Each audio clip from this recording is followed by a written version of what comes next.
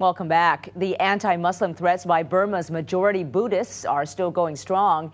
Recently, police in the country's biggest city of Rangoon broke up a bomb plot targeting mosques.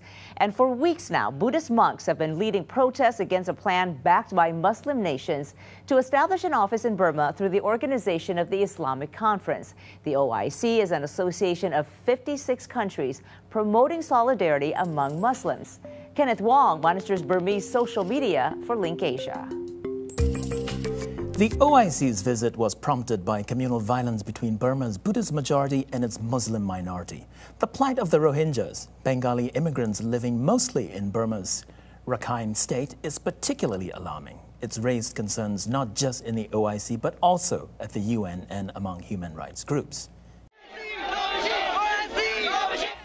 The conservative Buddhist monks, however, saw the OIC's visit and its attempt to establish a local branch office as interference in Burma's domestic affairs. In an interview in Rangoon, Abbot Bandata Pamauka said, "Burma is a Buddhist country, therefore we reject OIC opening an office here. Not temporarily, not permanently, in no way will the office be allowed." When the story of OIC delegation's tearful meeting with the displaced Rohingyas went viral, one commenter said, "Stop crying. If you feel sorry for them, bring them home. We'll foot the bill for transporting them."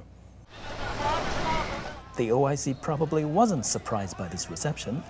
In October 2012, when the agency previously sought to open an office in Burma, the overwhelming objection of the local population forced the government to turn them away. The OIC failed to win the support of the locals because it's associated with a faith that many Burmese Buddhists see as a threat to their way of life. But last August, when UN Special Envoy for Human Rights Thomas Quintana went to the conflict-prone Rakhine region, he too was met with protesters urging him to get out. They believed his previous report on the sectarian violence was one-sided and biased. In other words, sympathetic to the Muslims. The commenter on Radio Free Asia's Facebook taunted, "UN, if you want, you can take all the Bengali from our country." Misguided or reflecting genuine fears, these protests against the OIC and the UN's efforts to monitor the sectarian conflicts reflect a nascent democracy at work. But it's a troubling sign that some of the Burmese who once demanded and fought for human rights today seem to have no qualms about denying these rights to a vulnerable minority. For Link Asia, this is Kenneth Wong.